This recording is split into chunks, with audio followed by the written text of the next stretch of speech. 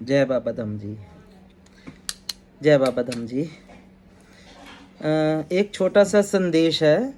मैंने शायद पहले कभी इस बारे में बात नहीं की, लेकिन कई बार कन्फ्यूज़न रह जाती है या कई बार लोग पूछते हैं, तो मुझे लगा कि ये चीज़ ज़रूर होनी चाहिए वीडियो में, तो आज वो ही बताने जा रहा हूँ।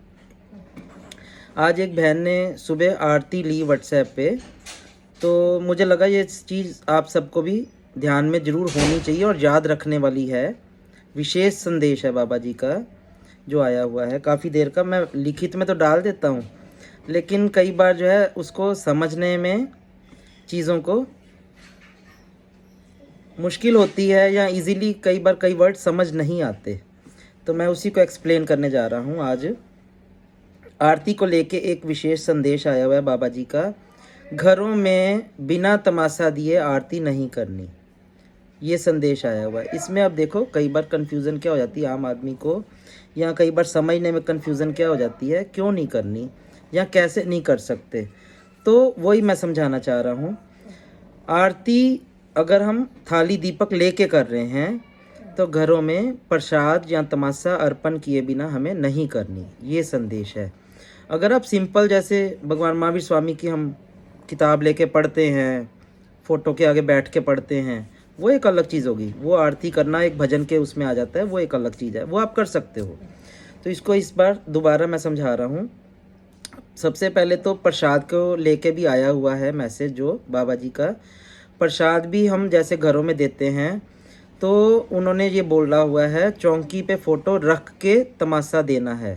पहले हमारे पास जब बाबा जी नहीं थे, बाबा जी का दरबार नहीं बना था, तो हम आमतौर पे घरों में क्या करते थे, सिंपल चौकी पे रखा और मत्था टेक लिया, या टेबल पे रखा मत्था टेक लिया।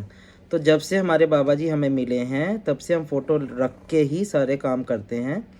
तो उनको विराजमान करके चौकी पे, उसके बाद मत्था टेकना है घरों में। जब भी, चाहे आप मस्या को टेक रहे हो, चाहे आप इतवार को टेक रहे हो, या जब भी कोई शुभ कार्य करते हैं घरों में, चौकी पे फ़ोटो विराजमान करके 3 नवकार मंत्र पढ़ के फ़ोटो विराजमान करके फिर मत्था टेकना है।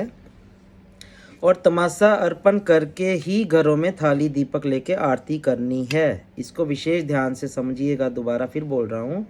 घरों में जब भी आपने आरती करनी है, तमाशा दे के ही आरती करनी है, थाली दीपक लेके। उसके बिना आरती घरों में नहीं करनी, आपको तमाशा दिए बिना घरों में आरती नहीं करनी। तो इसको इस तरह से दोबारा फिर आप ध्यान में रखिए और याद रखिए। किसी को कई बार भूल भी जाती हैं चीज़ें कुछ टाइम के बाद, तो भी याद विशेष दिलवाते रहिए एक दूसरे को, या याद रखिए। हमें तो याद ही रहती हैं, क्योंकि मैं खुद अपने हाथ से लिखता हूँ डायरी, तो मुझे तो कई संदेश जो है मुझबानी याद रहते हैं। तो आप भी इस चीज़ का विशेष पालन कीजिए, ध्यान दीजिए। तो घरों में जब भी आरती करनी है, पहले प्रसाद देना है, उसके बाद आरती करनी है थाली दीपक लेके। इस चीज़ का विशेष ध्यान रखिए। जय बाबा धाम जी।